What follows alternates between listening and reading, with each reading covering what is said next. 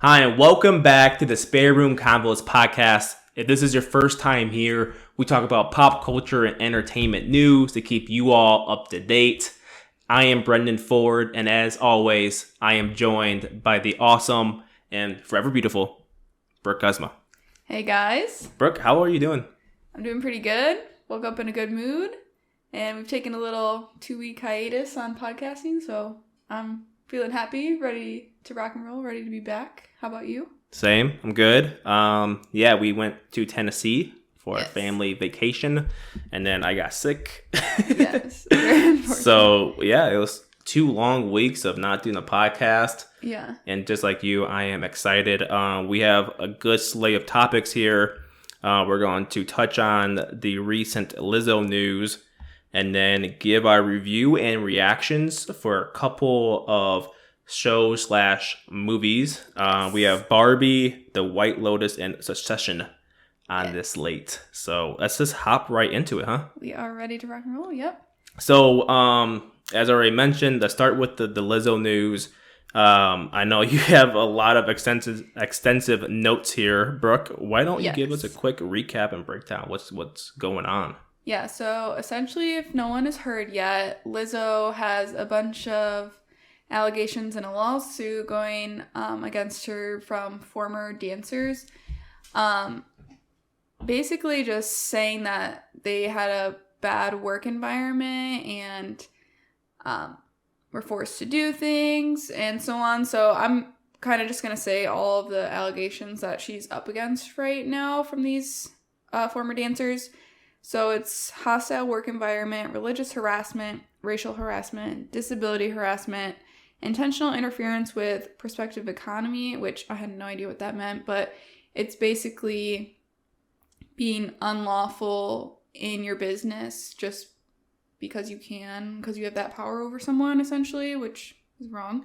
And then assault and false imprisonment. So there's been a couple different dancers who have come out and discussed their experience with working with Lizzo. The first one is Ariana Davis.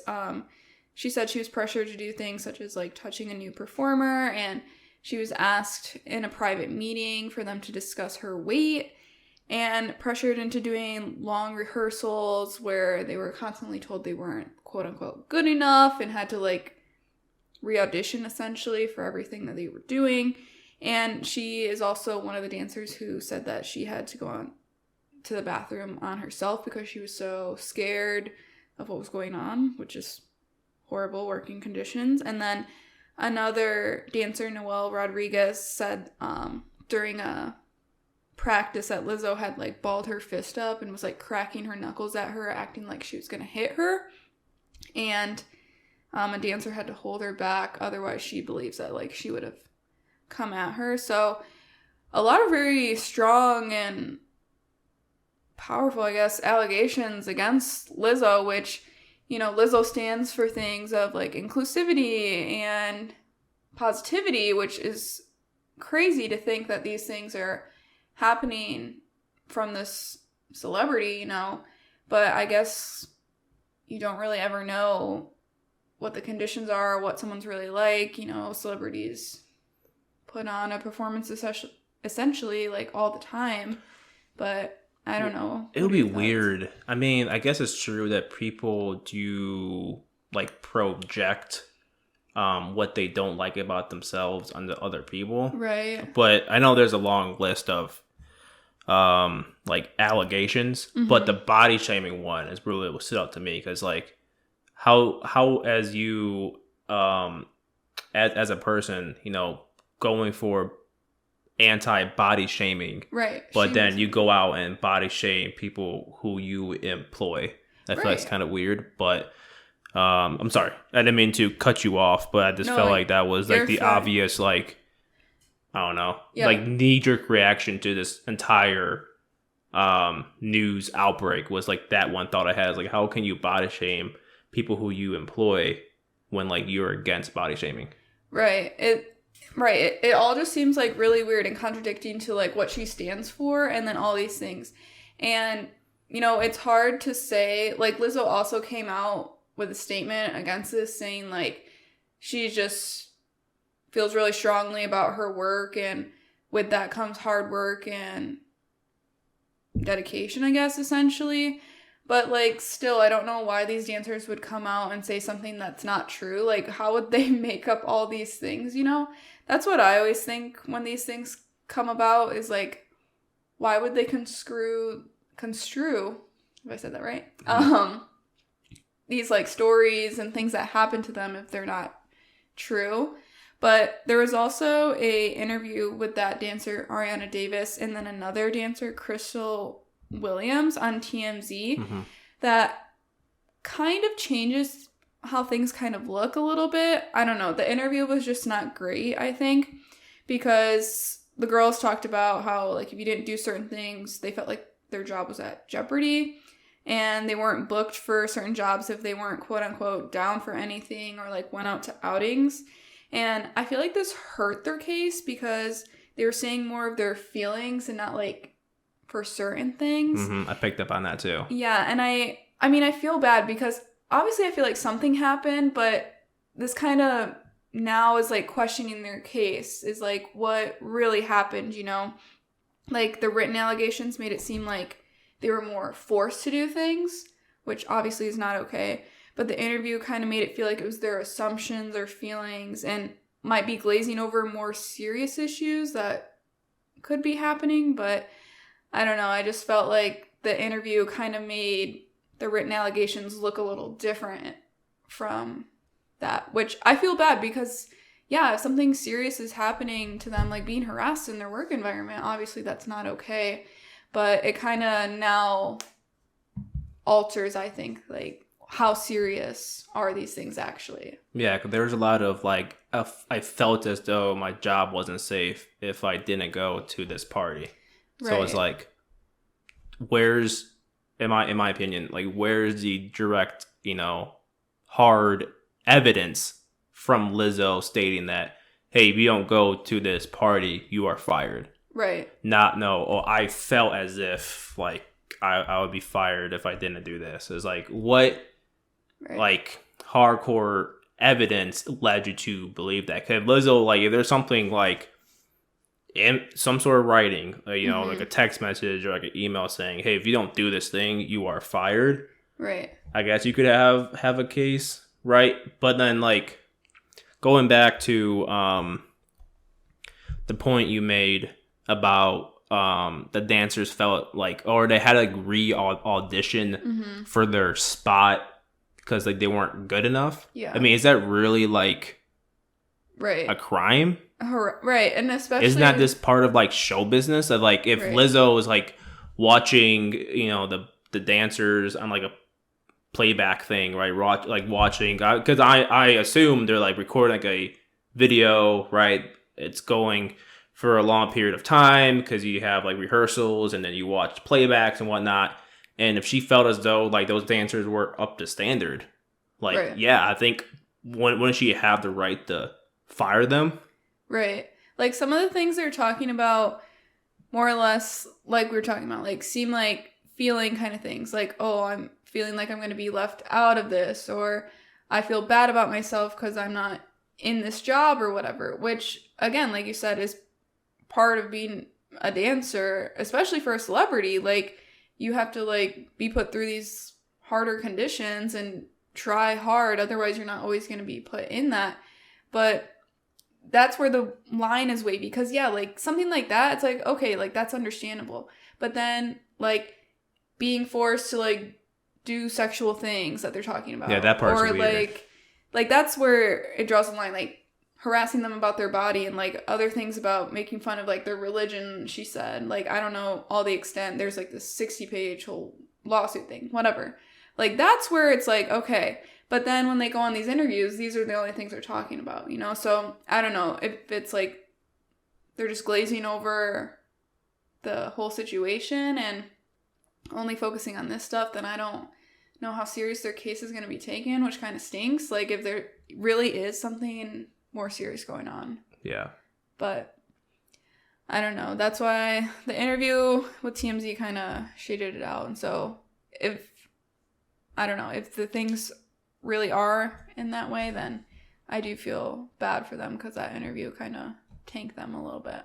I'm trying to find the name of Lizzo's attorney. Because isn't like a pretty like well-known attorney in Hollywood? I think it is. And then like I'm not sure how great their attorney is. Oh, the lawyer's name is Marty Singer. Marty had worked with Jonah Hill, Kim K, and Chris Brown before. Gotcha. So, yeah. I mean, it sounds like she's going to have a pretty good legal team with her too. Right. You know, only bring that up because like if you're the backup dancers, right, you probably shouldn't go on TMZ and say a lot of stuff that would kind of defame your own case. Right. You know what I mean? Like I think you have to be pretty stout. Right. And this type of stuff. And I'm looking through this article from Vox. Am I saying that right? Vox, Vox.com. Just trying to find stuff that like points at any like hard, you know, evidence like. Right. And that's why I feel is especially the TMZ interview tanked them is because there was no this happened. Like they weren't very adamant about this is what happened and all that being more of a statement more than I think or I feel kind of situation. Yeah. I mean, I hope this case in like a higher sense brings attention to workplace conditions in the music industry just because like I've heard like other stories too about like the hours are super long, contracts are short, how much are they getting paid, how they get treated. So I hope this turns into a healthy conversation about that and like things are actually put in place. Like I agree. I don't know what type of like regulations need to come out of this, but like hopefully they get to a spot where like the actual workers are feeling more appreciated and welcome, I guess. Right. But yeah, do you have anything else you want to go over? No, I think that's all, and I agree. Just something positive coming out of this, like hopefully, all in all, just like more respect for like her dancers, regardless of what is actually happening. You know. Yeah, so, and Lizzo came out with a statement on Instagram, I think. Yeah, that's what I was talking about. Like she was saying that, like these dancers essentially were like. Go kind of like because of their work ethics, like they weren't good, she quote unquote said supposedly, and like, right, so they got like fired and now like they're trying to clap back type thing. Like they were like let go because of that. And then she was saying like I make art that I want respected, so you have to put in hard work and stuff like that. So she didn't, like, Lizzo didn't come out and say sorry or, like, because, of course, if she admitted to it, then she's guilty, you know? Yeah. And, I mean, obviously she's putting up that front that none of this is true. Yeah, well, she has to. Right. Yeah, I bet some of it's true. I mean, I feel like the truth always lies in, like, the middle. Right. Or else these, you know, these dancers really aren't truly lying just because they're pissed off at Lizzo, whatever, but I don't know. You want to move on? Yeah, I'm good. Okay, let's go to something lighter and more fun to talk about. The Barbie movie. We saw that on Tuesday. Yes. Last week. Do you want to go first with your review and reaction? Yeah, I'm down. Okay. I was really excited to go too. Me too. And also, what was really fun is I was just trying to look to go, and then I discovered that the theater by us was only $5 a ticket to go. So I was like, we're going to see Barbie tonight. Yep. But I really liked it. I mean, of course, like, the movie was kind of, like, corny and cheesy a little bit. But, I mean, it's Barbie, and they're essentially dolls in the movie. So, but I don't know. I love, like, all the actors and actresses and how it played out. And, I don't know. I'm one for the cheesy dances and singing and stuff. But I also like the whole, you know, like moral and theme around it of like women empowerment and, you know, America Ferrera's monologue of women always having to try hard and stuff, you know, that hits home for any girl. I mean, being a woman is hard regardless of anything in society. So it's just like kind of left me, I don't know, just like feeling good, you know, feeling empowered and, you know, cheered up a little bit at the end, you know, when she kind of wraps up things in the Barbie world. So I don't know. It was cute. I liked it. And I like the theme behind it. I don't know why some people are mad at it for no reason, but... What are people saying about it? Like, about being mad? Like, I don't know. I think people are, like, construing it like that... Like, to make people hate men, essentially. Oh. But... I don't know. It's really weird. And some people are saying it goes against, like, their religion. I don't know. It's, like, super weird. And it's, like...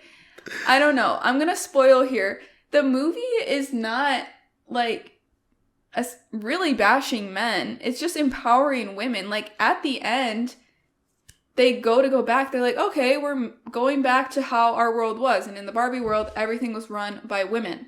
And they're like, oh, we're going to go back to that. And the president, woman Barbie, is like, no. Like, I don't think it should go back to that. Like, we're going to go back to a world where we are cohesive, but women and men have equal rights. Mm-hmm. And, like, that's, I think, the whole thing behind it is just, like, we need to empower women and respect women in our society and have, like, everything equal to, like, how men do in society. And I think people were just, like, mad about that throughout the movie, they were just, like, empowering women. Like, what is wrong with that? I think it's because I saw a couple of tweets like that, too. Yeah. Where people, guys, men, were like, if the roles were reversed, like... women would be mad about this movie, and it's like that's the whole point of the movie, right, because exactly. in the real world roles are reversed. Yeah. Like that's literally the whole point of it, dude. Exactly. Like, did you also see in it when the Kens took over? Like that's what's happening in our society. Yeah, like, that's like real life stuff and like the real world, like exactly bunch of men working in like more leadership roles at companies and whatnot, right. And looking down on like women per se is like that's what's going on. Right. Yeah. And Barbie world is just flipped, and dudes were mad about it. It's like that's literally the whole point of the movie. Like to bring light to the situation. Yeah, I'm like, why are we mad at this? We're like actually pointing out what's wrong with our society. Like, come on. But another extreme, I think this might be like a one-off thing. Like, I don't think people all think this, but someone on Facebook that I'm friends with, that's like a friend of my mom's kind of thing, is she was saying, and other people were mad about at the beginning where the Barbie like comes to light, like it was invented, and the girls like throw their baby dolls. The friend on Facebook was like, they are putting down womanhood and saying it's bad to be a mother and saying it's great to kill babies. I'm like, what did you get from that? That's like, did you farthest stretch I've ever heard in my life. Like, did you watch it at all? Also, people who haven't seen it, sorry, spoiler, but it's really not a spoiler. Anyways, in the movie, they're talking about how girls have always been around and dolls have always been around.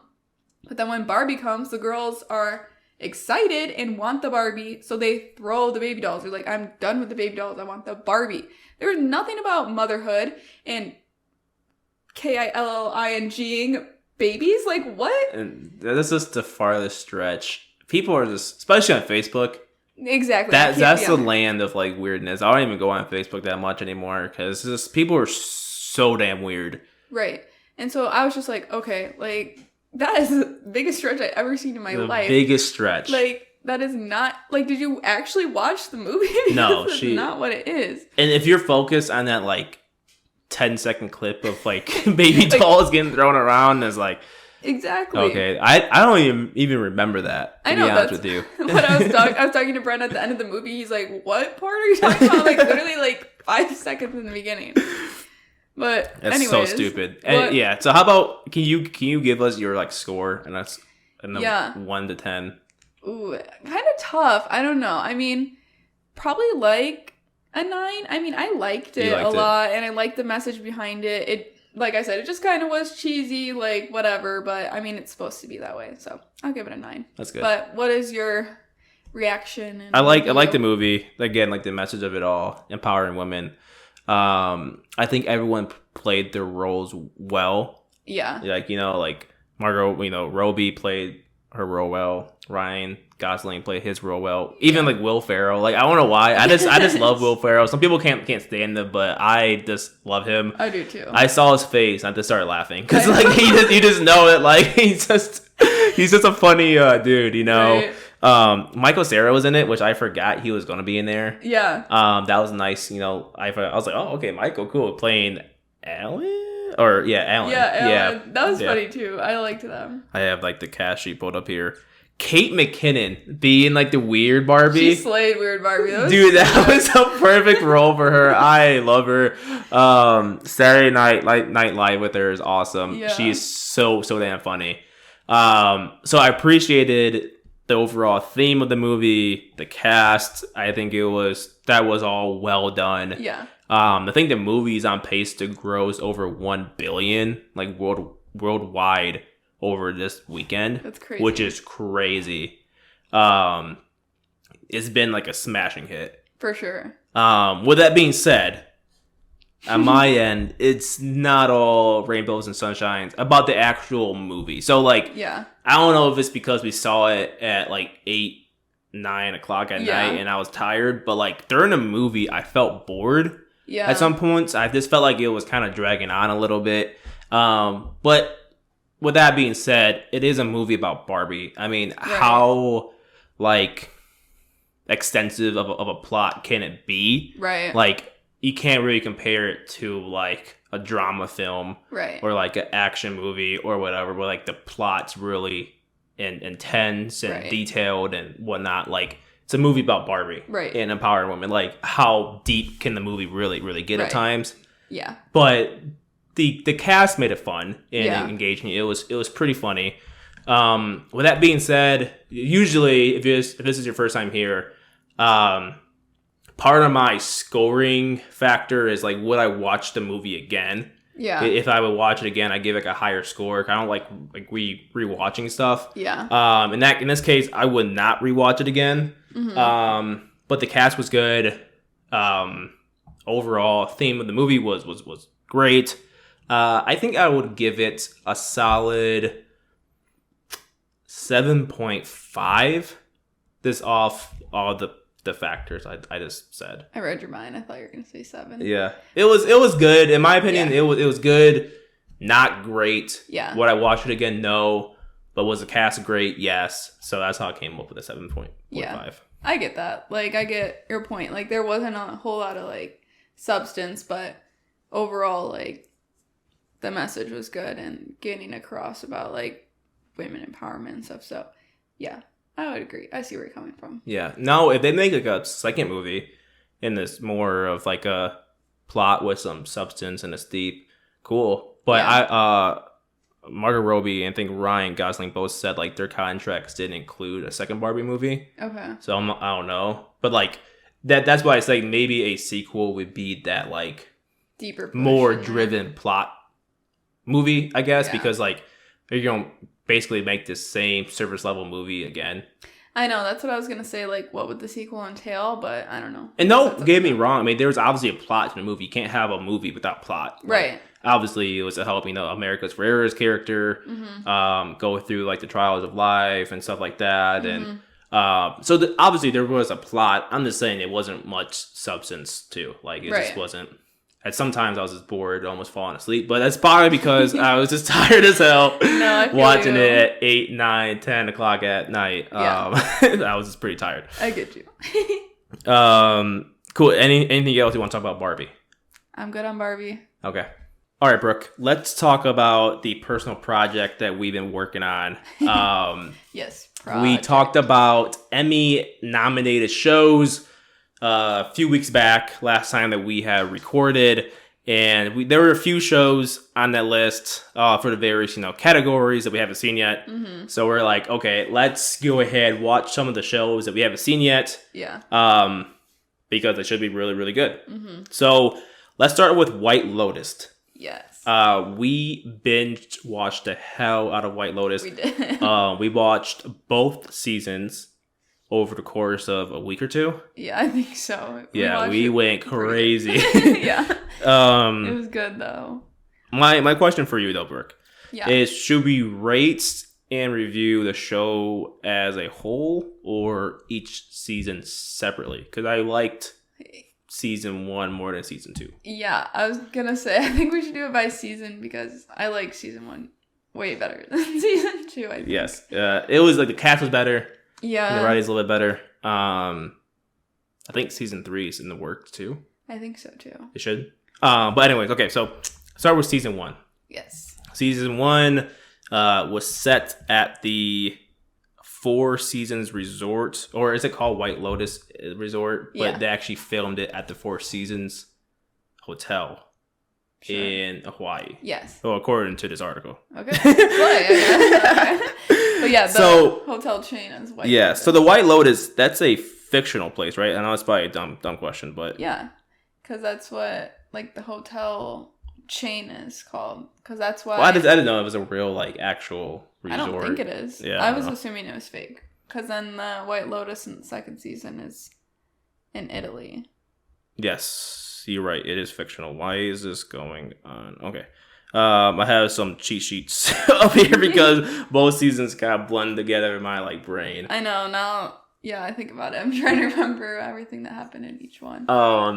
The first season. So I read in a separate article that each season's supposed to cover like a different topic. Like first season was about the topic of money. Okay. And like wealth. Yeah. Second season was about sex. Yeah. Like a lot. A lot. Oh gosh. And I think the third season, if I remember correctly, is it about death? I think it might be about death, if I remember correctly. But there's supposed to be another theme covering third season. First season. The story was, I think, I like the characters better. Yeah. Sydney Sweeney was in that season. Mm-hmm. I never really liked her character that much. Yeah. I mean, she was kind of just like a sassy teenager. Yeah, like really angsty. Yeah. I felt bad for her like younger brother. I know. They did him like, so bogus. Trying to live his life, and they were so mean to him. And I feel like the parents still didn't even care. They'd be like, "You locked your brother in the closet all night?" And like, "Yeah." And then they would just let him do it again. Like, yeah.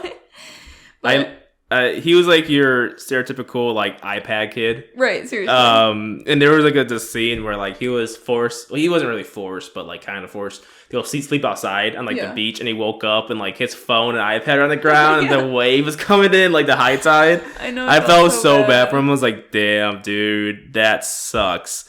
But I think the story was a little bit better. Yeah, and then, like, the younger couple that had just gotten married. That was crazy. Yeah, I couldn't stand that man. The whole entire time, I was like... He was just, like, your rich dude who was so, like, out of touch. He's like a man-child. I was like, world. Oh, I can't stand you.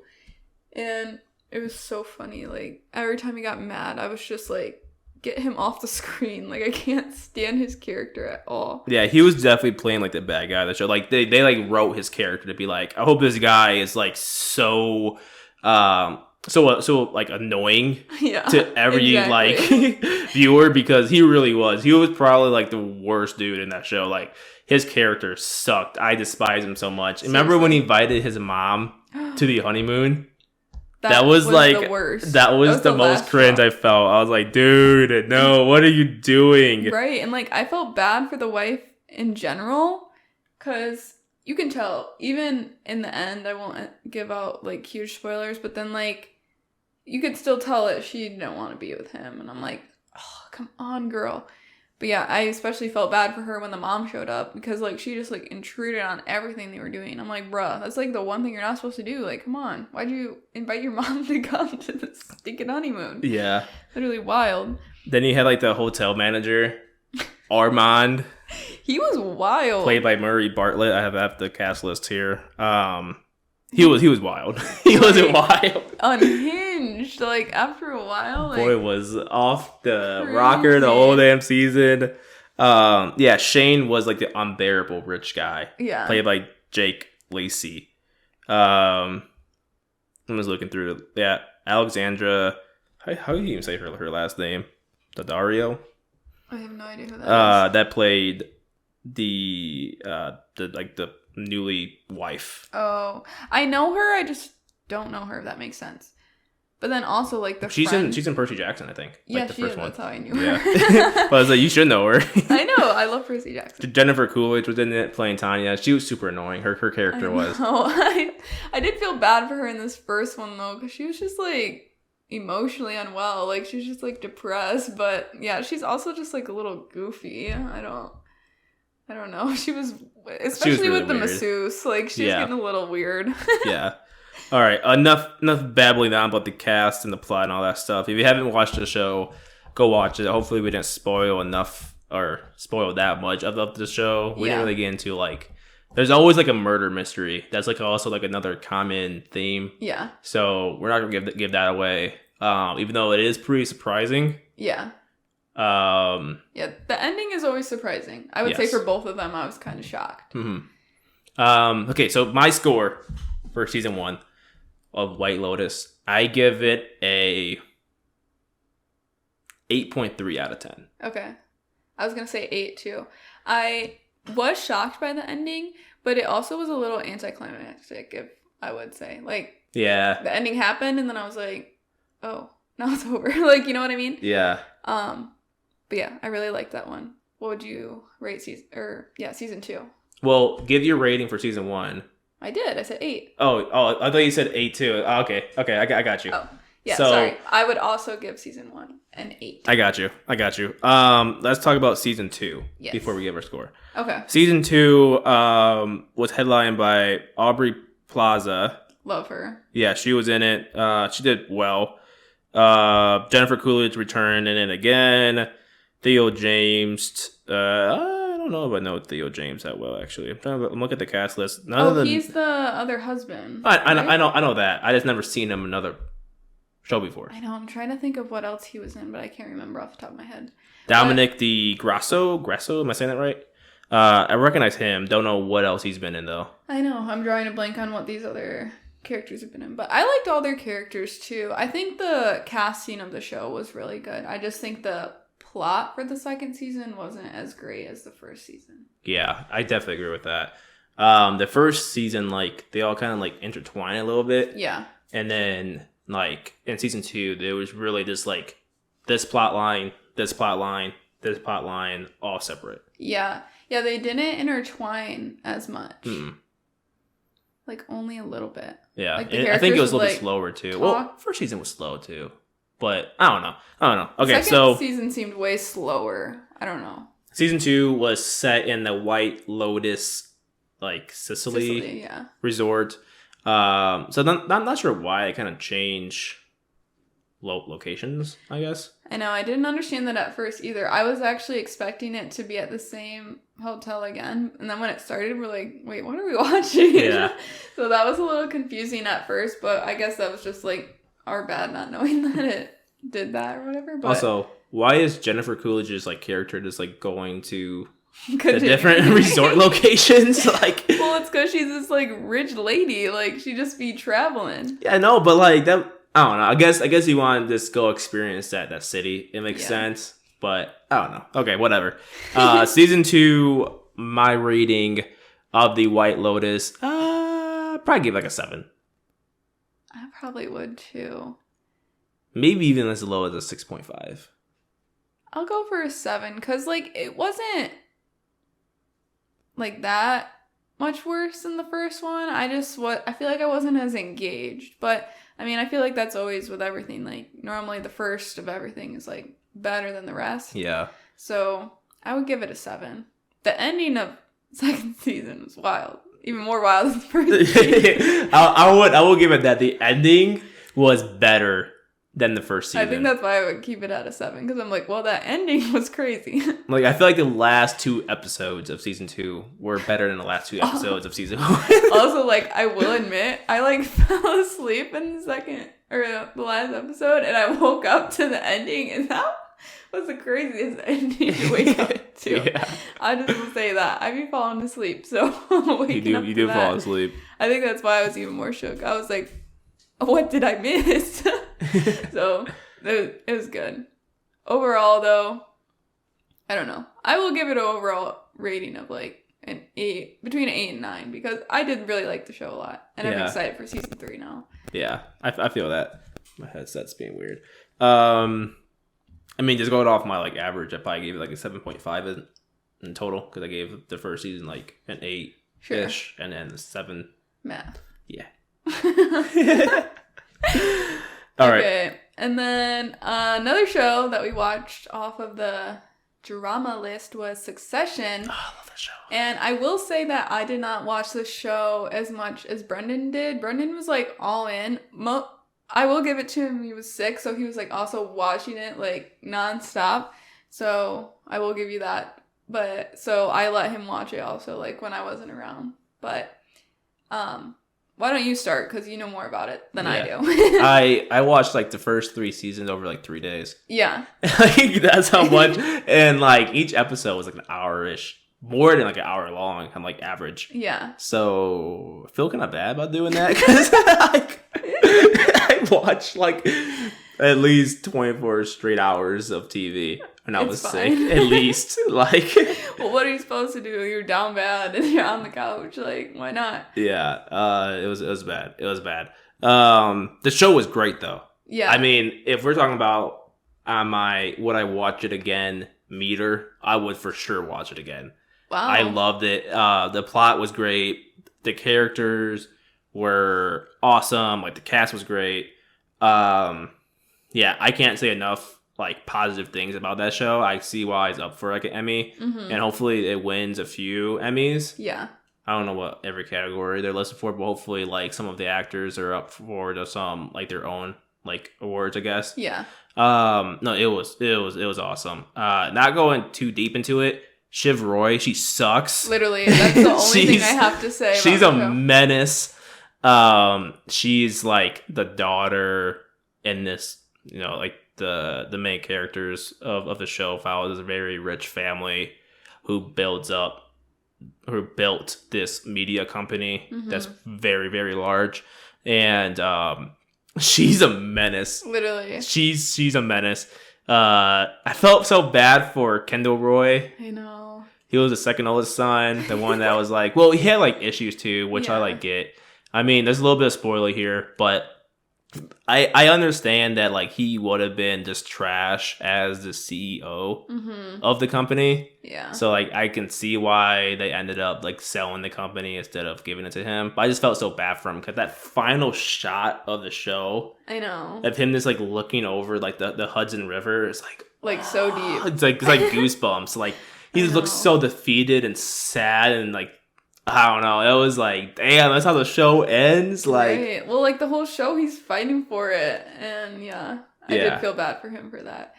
I would agree. I really liked the casting. Like, there was like some funny moments too. Like, even though it was like more of a serious plot line and stuff, they're always arguing. I swear. But then they'd like say stuff. Also, they say like outlandish things like for no reason, like. Cursing, and I don't even know, like the F-bomb is dropped like every second. Yeah, like almost every scene. I can't think off the top of F-bomb is dropped. But like I think that's also why I like the show so much, is like the humor kind of fit my humor. Yeah. Like it really is it's not just a drama, it's a comedy drama. Yeah. So like there'll be serious stuff going on, and it's just that the writers did a great job of just making every scene have some sort of humor in it, and the jokes were just so funny, and it's like I can't really explain it. I hope I say his name right. Kieran Culkin. He played Roman Roy. Oh, he was so good. He was so good. I think Roman Roy is probably my favorite character in that show. He was just so damn funny. Yeah, like he was very quick-witted. Like he had like some of the best lines. Yeah, and then I also love his character too, because like he kind of for most of the show he was very just like unserious. Yeah, making jokes all the time about stuff. Like there'd be like a very important meeting. It was crack, just like inappropriate jokes, like every single minute. But then, like, as the show kind of went on, you saw him develop into more of, like he could turn off his humor whenever he really wanted to and be, like, that stone cold, like, person and make hard choices when he had to. Yeah. And then also when his father passed away, like, the guy, Logan Roy, who's played by Brian Cox, he's like the patriarch of his family. He's the one that built this media company into, you know, a multi-billion-dollar company. Mm-hmm.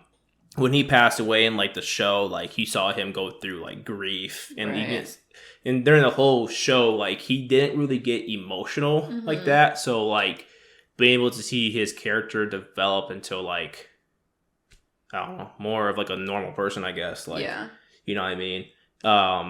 Was pretty, like, cool. Yeah, I would agree. I liked that aspect too. There was a lot of good character development for a lot of them, I would say. Except Shiv. Besides Shiv. She was a snake from the very beginning. She was a snake towards the end. Kendall Roy was very interesting character because, like, he does, like, snake stuff too. Like, he would try. I think he tried, like, 3 different times to, like, get his dad out of the business so that he could be the CEO. Yeah, he was. And, like, he just failed, like, every single time. That was, like, the common theme, like, of, like, the entire show. Like, every season he tried at least one strategy to take over the company and just fail after fail after fail after fail. And poor guy. His character was, like, deep too, because his character dealt with, like, drug abuse and all that stuff. And that's why I kind of felt sad for him, because he didn't really have much of, like, a purpose besides working for his family's business. Right. So once his strategy to take over a company failed and they ended up selling the company to someone else, like, I think that's part of the reason why that last scene, like, hits hard. Right. But you can literally see, like, the purpose, any purpose left in his body before that moment is just gone. Right. He's just, like, hopeless in that scene, just looking over the river, pretty much saying, like, what do I do with my life now? Literally. Yeah, because, like, literally the whole show, like, I missed a lot of it, but, like, that's all he was striving for. That's all he really, really wanted. I know. Was just to run the company. So, yeah, I can't imagine, like, spending so much time working towards that and then in the end, they'd be like, nah. So it was a very deep show. Nicholas Braun played Greg. Greg was like that perfect like comedy or like comedic relief character. Cause like he was just the character he played was named Greg, who was like a distant cousin, I guess. Yeah. Of like the main like siblings. Yeah. The main children of the show. He was just so damn funny. He was. Tom was pretty funny too at times. Like his relationship with Tom. Yeah. Played by Matthew McFadden. Maybe that's how you pronounce it. Sure. So bad with names, so sorry, don't kill me here. Their like dynamic was so funny throughout the entire show. They always just mess around with each other, and it was like, wow. I can't say enough great things. I really want to watch it again, like now. Like just even talking about it, like I love this show. It's probably my top 5 like shows of all time right now for me. Wow, that I've watched. Like it's definitely up there. With that being said, it wouldn't be a surprise. I give it a 10 out of 10. Yeah. Yeah, it's perfect for me. I wish they came up, or I wish they would publish or create like a spinoff. That'd be interesting. Or just add like another season. I know like they said that's the final season, and I get it. You don't want to be that show that really drags on, right? You want to end when the party's good, end on that high note, right? Yeah. But like I feel like they can do a season or 2 of just like spinning off with the kids. I mean, there's still so much story left. I think they should do. Yeah. Like, especially with Shiv and Tom getting back together in the very last moments of the last episode and going off. Because then you want to see, like, oh, if Shiv is getting close to Tom so he can get close to, like, the new owner of the company so she can become CEO. Yeah. Or does she really, like, want to be with Tom? Because spoiler, Tom like takes over as the CEO of the company once it gets sold, which was a huge plot twist. Yeah. Like no one saw that coming. So there's so many storylines, and like, what does Roman and Kendall do? Like, do they form their own company? Because that's what they were going to do. They were going to take whatever profit they got from selling the company to form their own company. Yeah. Basically, it's to start from ground zero again with a new company and just build that up. Yeah. So much story left. No, there is. Shoot. So many like unanswered questions I want to see. I know. I feel like I'm adding nothing to this conversation because no, it's fine. I'm just going off on the rant about this show because I love it so much. Good. I just feel like I don't know, like what I have seen though, like it was very good. I don't know. I feel like my attention span recently has been weird going back to work and stuff. So like I couldn't pay attention to the show. It was just like too serious for me right now. But like I agree, like everything that you said is accurate, especially with the characters. Like I really like the characters of the show, and I feel like it's kind of rare to have like a show where all the characters are like playing these perfect roles and stuff. It was so good. It was so well, written. Mm-hmm. That's a cool thing. I know you said like the show is like serious, mm-hmm. but that's the thing that I really appreciate about the show, because from the outside it looks super serious. Like even like the thumbnail for the show is like the entire family looking all serious and stuff. Yeah. But once you start watching it, you realize, oh, this is actually like somewhat of an unserious show at the same time, because there's so much like humor involved and and like comedy. That like that's what I really appreciate, because going into it, I thought it was gonna be like this dark and gloomy show. Yeah. And it was like at times the complete opposite of that. Yeah. I mean, there was dark and gloomy like undertones based off like the plot, right? Mm-hmm. But it was a good mix of like something like I already said, something dark and gloomy going on, but it added humor to it. Yeah. That make it more light. I get that. And that's what I really liked. I felt as though it was a perfect balance of comedy and drama. Well, maybe since you liked it so much, we could rewatch it at some point. And maybe if I tune in more, I'll realize it's not that serious. It's really good. We can start today. All right. We got some wine. We got 3 bottles that we bought from Tennessee. So you don't even know the show really, so I guess it's whatever. I know. I was gonna say I feel like I can't rate it. How about we just rewatch it and you can give your review and your scale. We've been talking too long already. Your review and score at a different time. I'm down. Dope. But I think that is all we kind of have. Do you have anything else you want to add or talk about? No, that is all. This is episode 23. 23. Jumpman. Okay. I'm gonna stop making a fool of myself here. Thank you so much for tuning in. I know it's been quite a long break since we recorded, but we hope you kind of enjoy this random rant on various shows and movies, and hope you all appreciate the update on the whole Lizzo news. Yes. Please give us, a follow, a sub, wherever you see us. If you like the auditory stuff, we are on Spotify. We are working on getting on to Apple Music too. So stay tuned. Pretty much it. Yeah. Pretty much it. Thank you for tuning in. We'll try to be better next time. Be a friend. Tell a friend about us, please. And we'll see ya. Bye, guys.